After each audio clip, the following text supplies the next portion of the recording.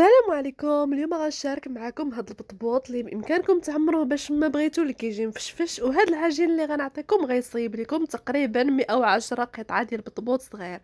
اول حاجه درت هنايا جوج زلايف ديال الفورس، زلافه ديال الفينو من بعد ما غربلتهم هاد المكونات كاملين، زلافه ديال الدقيق حتى هو كذلك غنغربلو، نص ملعقه ديال الملحه، جوج معالق ديال الخميره، شويه ديال العسل، وغادي نخلط العجين ديالي كامل بجوج زلايف ديال الماء دافي، بالضبط جوج زلايف. انا من بعد ما تجمع ليا غادي نديرو يخمر، غنخليه لمده نصف ساعه. كيف كتشوفوا معايا من بعد ما خمر ليا كيولي هكا مفشفش، غادي نبدا ندلكو بشويه ديال هاد الفينو. غنقطع هاد العجين ديالي على 4 عاد باش غادي نشكلو، غادي ندورو باش يولي لي على شكل كريات، وغادي ندلك كل وحده فيهم.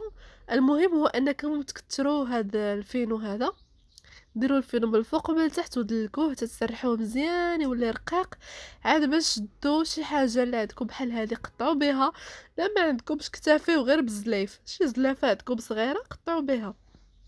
والموس، انا غنقطع هاد الكريات ديالي غنحطهم في واحد الزيف هكا بحال هكا، تكونوا دردرتو عليه شويه الفينو باش يرتاح شويه، وانتم كطيبوا في نفس الوقت كدلكوا باش ما يخمرش لكم بزاف هذاك البطبوط.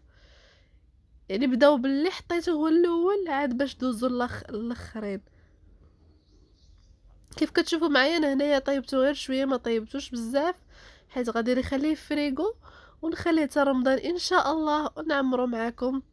تسناو الفيديو وجربوا هاد العجين هذا، راه كيعطيكم كميه وفيره جدا وبشفشه في نفس الوقت وبالصحه والراحه.